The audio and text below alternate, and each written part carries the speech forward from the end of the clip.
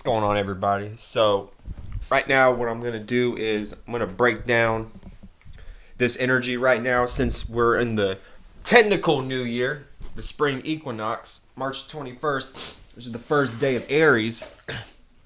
Aries is basically, this is the representation of Easter. This is the new idea. The new idea that hatches out of the egg, basically, aka Aries, the beginning of the zodiac. So, we have the new moon here too. So the new moon, this is, a new way of how to feel about something, which in this case we're dealing with Aries energy. And a main thing and a main aspect right here is that the new moon is going to be squaring Mars. And then as you can see, Mars is about to transition into Cancer. Now, this is very important. This is very much something to take note of because Mars is in a fallen state when it's in Cancer. So what does this mean? This means that it's at its weakest point. Like the weakest. Like can't lift any weights, can't lift a 5-pound bell, can't lift a 1-pound bell. It's literally at its most distraught state. But if it goes through the necessary challenges that it needs to go through with all these square alignments happening with Aries, if it can learn to overcome all these adversities, it will actually become a great warrior. It will be able to trudge through the mud of Cancer and be able to come out as a warrior, because Cancer is such a moody sign, and Cancer is so much, when we come into the element of Cancer, it is cardinal water. So water, which is emotions, which is crying, memory, which is also, deep thought in a lot of different ways, and attachment. So when we deal with that, and then we deal with Mars, this is a passionate planet. This deals with desire, this deals with anger, and it deals with willpower. So all of that in Cancer, Mars may be very moody. Mars may not want to go after its passions. Mars may want to stay in bed all day. But if Mars gets too much away from its passions, it could become the most angry it has ever become in its whole life, to where the anger isn't even directed to any sort of passion. It's just destructive. So you got to learn that with this new moon in Aries, with the Mars, which is actually, since the depositor of Aries is Mars. And for anyone that doesn't know what a depositor is basically the ruler or even the exalted area of a particular sign and temperament. Temperament meaning Aries, which would be cardinal fire. So the temperament of that would be cardinal fire. So Mars being the depositor of Aries, with the new moon going into Aries, this is where this whole theme will basically be centered around.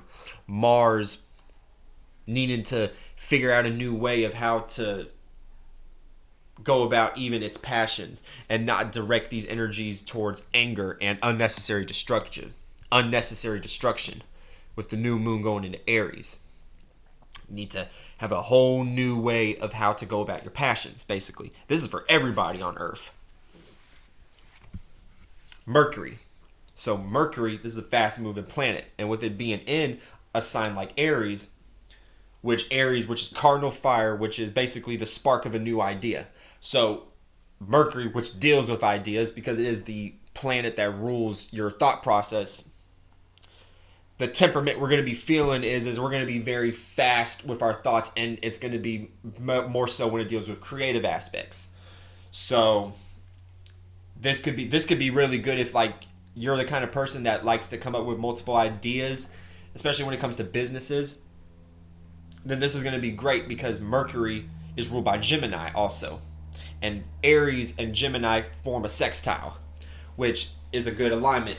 And so when you think about Mercury being in Aries, when this is being directed in the right way, Mercury is able to conduct these thoughts that come from the Aries archetype, cardinal fire, all these new thoughts and sparks and ideas and everything. And then if done the right way, can be able to be communicated well too. But then also Mercury has to learn from Mars to not get too passionately involved to where the words that come out is just jumbled up and to the point to where you don't even make sense sometimes when you're speaking. This is better than if Mercury was in, say, Sagittarius, because Sagittarius is the opposite of Gemini and it squares Virgo. And Mercury is ruled by Gemini and Virgo. So wouldn't do too well here, but in Aries, it does pretty well. So we got to learn from that too. And then also we got to be aware with Mercury being sextile by Pluto that we don't have too many thoughts being transformed to the point where we can't have consistent thoughts. Thoughts are all over the place. When it comes into Venus right here, Venus is in Taurus. Taurus loves Venus and Venus loves Taurus. Taurus is fixed earth. So when we think about the element of it being fixed, we're thinking about something that is pretty much stubborn or is basically consistent, is what I like to say on the positive end when it comes to the earth element. So a Taurus is consistently practical, consistently productive, if done in the right way. And with Venus being here, Venus is the depositor of Taurus. Venus rules Taurus. So it actually gives Taurus this ability to be able to appreciate the fine things in life, which is why Taurus is, when you think about the average Taurus, a person who dresses very nice, which this is where this Venus aspect comes from. Venus also rules Libra, but Libra deals more so with relationships and communicating with people, and it also deals with flirtatious energy at times too. But with Taurus, this is basically like a gardener, you know what I'm saying? This aspect of Venus deals with like planting seeds and gardening and to create beauty, which could be the colors of the plants, and also something that you value, aka the nourishment that these plants give you. Or if we're talking about marijuana, the herbs and the healing qualities that these medicinal plants can give you, aka Venus being in Taurus. When we get into Jupiter being in Aries right now, this is going to be Jupiter learning from all of these energies that are happening with the new moon going into Aries, and then with it being conjuncted by Chiron, we're going to be able to see mistakes from a mile away, especially when it comes to how we're dealing with our passions and our emotions. And regardless if we're playing out these energies bad or good, we're going to learn and we're going to be able to know what to continue to do if we're on the positive end and know what not to do if we're on the negative end, with Jupiter being here in Aries, conjuncting all this Sun, Moon, Chiron, Mercury, and even Vesta here in Aries too. And for those that don't know what Vesta is basically the asteroid that deals with how you organize things, more so even in your personal life or even your household. So now when we get into Saturn is trining Mars. So this is not necessarily a good alignment because Saturn is in Pisces.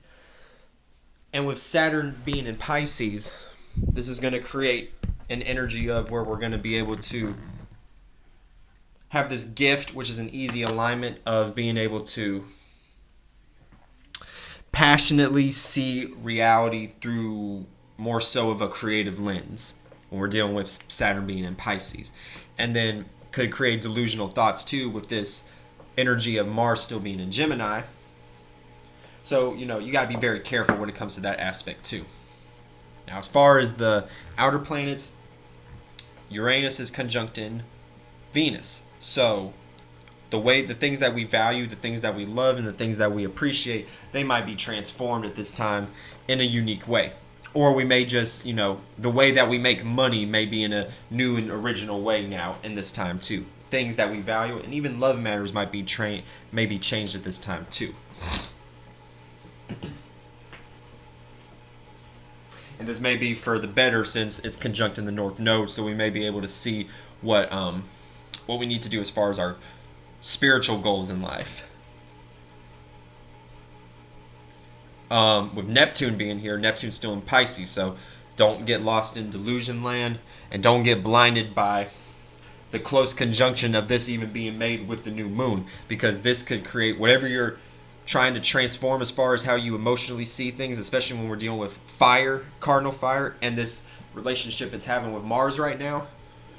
We need to make sure that the things that we are passionately into make sense, because if they don't make sense and we later find out that this thing was an illusion we were caught up in, we will cause hell.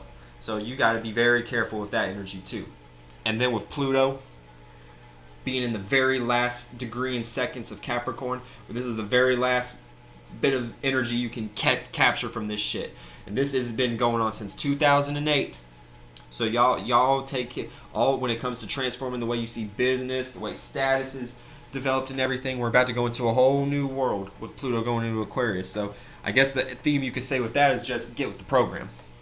And I love y'all, and I'm about to end this, and y'all have a good rest of the day. Peace out.